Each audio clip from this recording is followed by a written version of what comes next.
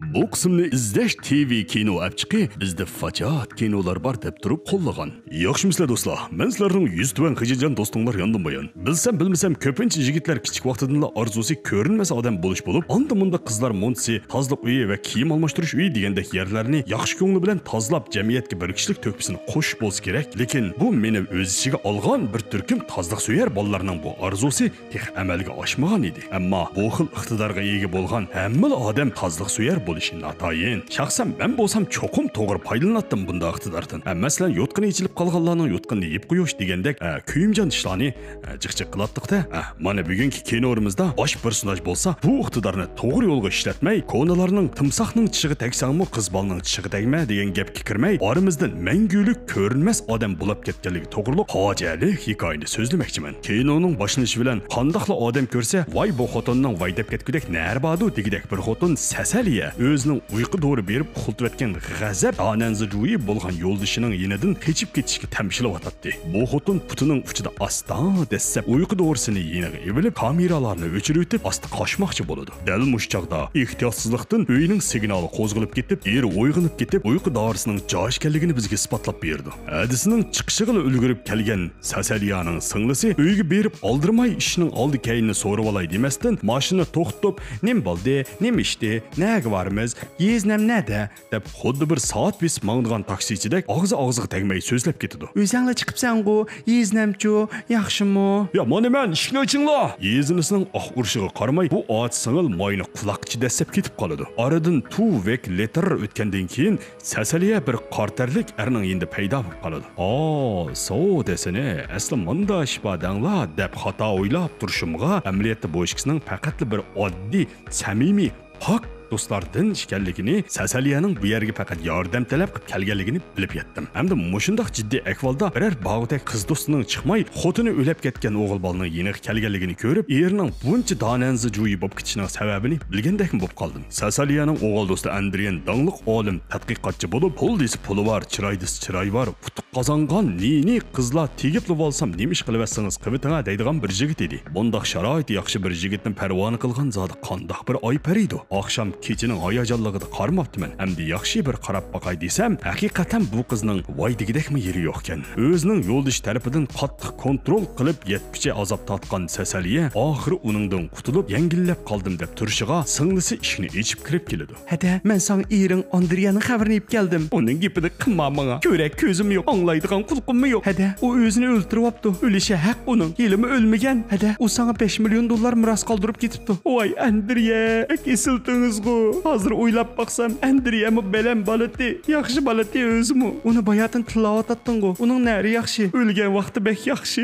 Atsa advokat kelib mirosga doir belgilanmalarni Sasaliyaga uqtirdi. Hamda bu 5 million mirosni har oyda 100 ming dollardan bo'lib urib berdiganligini, biroq 4 yil ichida har qanday jinoyat o'tkazsa, bu pulni berishdan to'xtadiganligini aytdi. Sasaliya pulda nima gunoh, ey, o'tgan ishga salavat-ku deb pulni yanchiq soladi. Sasaliyaning mirosga erishganligini anglagan uy egasi do'sti James bilan uning qizi Senni bu xo'sh xabarni tan qutluqlaydi. "Yo, muborak bo'lsin Jumo. Hamda baxtli kunlar oldingizda. O'zingizmi shu baxtga loyiq qiz bo'ldingiz. Ishlaringiz kundan-kunga yuqori o'rlisin Jumo. Hamda bu o'rlisin degan gap chiqib qoldi hamda. Mushu sayning bog'larim o'rlab ketdi yaqinda yog'im. Ism kelib qoldi. Mushu uy ijodlarim o'rlab.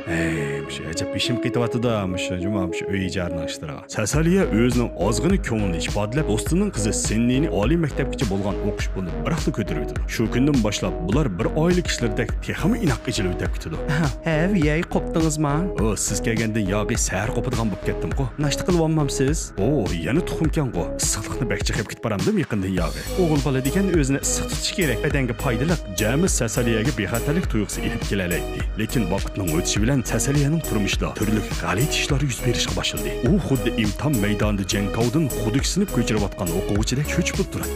Bir kuni ketsa Sasaliyaning yutqinni birsi asta tatqandek qiladi. Sasaliya Jamis o'xshaydi deb kandirmay ichida xo'sh bo'lib, necha vaqtdan yog' berayotgan tuxumning oxir unumi ko'rilibdi deb o'ylab, hamda "Ayya, bu yo'q yansa" deb qo'pishi bilan qorong'ulikdan hechnim ko'rinmaydi. Tuyuqsiz cho'chib ketgan Sasaliya "Jamis" deb qattiq vaqiraydi. Ishning to'yda uzundan beri tuxum yeb Sasaliyaning o'zini chaqirishini kutib yotgan Jamis oyoqjon bilan bosib kirdi. Sasaliya bo'lsa, bu yerda boshqa birisining borligini, bayon bir oyoq izini ko'rganligini aytadi. Chaqaganmi o'zingiz, naynaqishib chaqchaq qilganmi o'zingiz? Shuncha tez yugurib kirsam, it deysiz. Ang yaxshisi qizimni qo'rqatmay jim yeting ham bunday. Tuxum yeb chiqqan muskulni ko'rdingizmi? Ama muskulni urishib qolma bekojimi? Әтсі gerçi burunqi erdan nurg'un pul miras qolgan bo'lsa-mu, biroq o'z kuchimga tayinib eglik tiklayman degan bu qiz o'zi amroq bir shirkatga berib xizmat izlaydi. Hamda o shirkatning xo'jayiniga meni shirkatga olmasangiz oldingizda yetib beraman deb dibanning ustida yetib qoladi. Amaliyotda Sasaliya doridan zararlangan bo'lib, bu dori dal ayni vaqtda yo'ldishiga bergan uyqu dorisi edi. Lekin amdilikda bu dori o'zining uyida paydo bo'lib qoladi. Sasaliya yo'ldishini cho'qim o'lmadi, ma'lum bir texnika orqali ko'rinmas bo'lib oldi deb o'pcho'rsigilarga aytadi. Biroq bunda gaplarga ular emas, qurt qo'ng'izlar mishanmaydi. Kayfiyati turoqsiz bo'lgan Sasaliya o'zining singlisini izlab boradi. Lekin singlisi uningga boy Fraydo yozgan xatlaring hey acha xitingni xaladi yozganmi degan naqshini aytib uydan silkib chiqarib o'tadi. Sasaliya bo'lsa uyga qaytib berib o'zining xat sandig'idan o'zining nomida singliga haqorat qilib yozilgan bir parcha xatning avatilganligini ko'rib o'shdan to'lim o'ng'aysizlandi. Hamda öksüp yig'lab ketadi. Jinni bo'lsa Sasaliyaga tasalli beraman deb noma'lum kuch tarafidan issiq bir qachat yeb oladi. Yemagan mantining pulini to'ldi degandek bu qachatning balosiga Sasaliya qoladi. Jamis bilan Jinnimi uni tashlab ketib qoladi. Ishning tegdaktini aniqlamoqchi bo'lgan Sasaliya uyni bir chatdan qidirib chiqishga boshlaydi. Hamda oxiri bir ko'rinmas jismni bayqab qoladi. Sasaliya bu ko'rinmas odam bilan xuddi ko'ch usulini yangi o'rgangan hip-hop bollardek yerdan qopmay dumilab badani bilan pollarni pokiz surtib chelishib chiqadi. Hamda oxiri bu ko'rinmas odamning qo'ldan qutulib chiqib asldagi yo'ldishining uyiga kelib yo'ldishining tajribxonasidan yeb kelmoqchi bo'ladi va bu yerdan yo'ldishining tiqib qo'ygan ko'rinmas qila oladigan kiyimdan birini bayqab qoladi. Hamda bu maxfiyatlikni singlisiga deb bermoqchi bo'ladi. Biroq ilgari hadis tarafidan haqoratlangan bu singlisi hadisning gaplariga ancha pisand qilmaydi. Singlim yezdan ko'rinmas kiyimni kashf qilib chiqibdi. U izchil meni yo'shirin kuzda yutibdi. Senmi diqqat qil, kashda yotganini tortib ishkini taqab yot. Hada, bo'ldi qila. Bunday gaplaringga men kekirtak ish to'yib ketdim. Kekirtak? Ne o singlim kekirtak degan. Dal bu chaqda yonda laylab turayotgan bir pichoq yana qiziqlik qilib singlisining kekirtagiga birini suyab qo'ydi. Hamda qig'uliqni qilib Sasaliyaning qo'liga qaytib kelib uni qoq balog'iga qoldirib qo'ydi. Sasaliya boshqalarga zaxm yetkazgan va nervisidan adashgan degan sabab bilan Sarangla sanatoriyasiga ilib kelindi. Hamda bu yerdagi tekshirish jarayonida qo'rsqida bola bor ekanligi bayqaladi.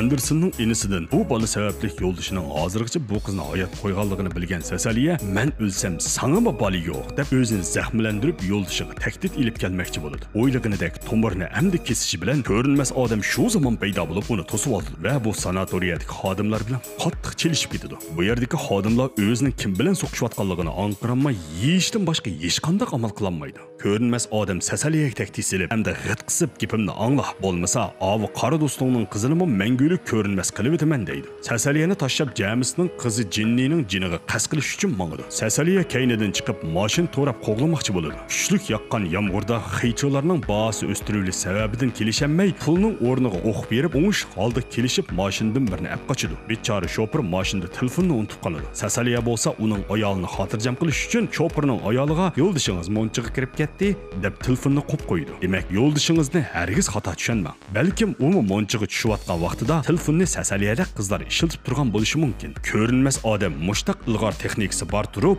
Nini Victoria Secretning model qizlariga ko'z qizatmay, texnika deganni qalayimqon ishlasa bo'lmaydi deb bir narsiydi qizning o'jirsiga o'g'irlikchi timsiqlab kirdi. Bu chaqda xotliq uyquda uxlayotgan Jinni qurussini qilib bir yilni qo'yib etib, o'zining sesiga chidamay darhol uyining bulung pushqoqlariga atir chechib etmoqchi bo'ladi. O'ylamagan yerdan bir chatda hujumga tayyorlik qilib turgan ko'rinmas odam bu sesiq puroqqa chidamay o'rilib tushdi. Jinni qattiq cho'chib ketib taloga qarab yuguraydi. Bu chaqda James talodan yugrab kirdi. "Qizim, nima bo'ldi?" "Dada, hayotdan qo'yib etgan yilimga jonkirga o'xshaydi." "Voy qizim, mushundaqmi kuchdan yal qo'ygan bormi?" Dal mushchaqda Sasaliya o'qdek etilib kirib, o'q etib yiqitib bu ko'rinmas odamning qiyofatini oshkorlaydi. Ko'pchilik bu yerda yotgan rang bermagan o'michik polvondan qattiq hayron bo'ladi. Bu boshqa odam bo'lmasdan Dal Andersonning inisi Tom edi. Munosabatli xodimlar Pamela Andersonning uyidan uning ukisi Tom tarafidan tutqun qilinganligini bayqab, uni qutuldirib chiqadi va aniqlash orqali Sasaliyaga izchil parakentchilik selayotgan odamning Tom ekanligi, Andreaning gunohsiz ekanligini aniqlab chiqadi. Lekin bu natijaga Sasaliya qanoatlanmaydi. Demisimi, hali o Sasaliya ekan, shaxsan men qanoatlanmayman-da. Ha qancha bo'lsa-mu shuncha ilg'or texnikasi qo'lda bo'lganda ekan, bir sat xotinning kayniga kirib olib parakent qilib o'ltirmas. Bu ishning tegitakini bilish uchun Sasaliya chidab tura olmay Andersonga telefon qilib ko'rishmoqchi bo'ladi. Anderson bilan Sasaliya bir ustalda mo'ngdashqash tomoq yeyotganda, tuyuqsiz u qo'liga pichoqni ilib, o'zini qananananana qilib yutadi. Wow!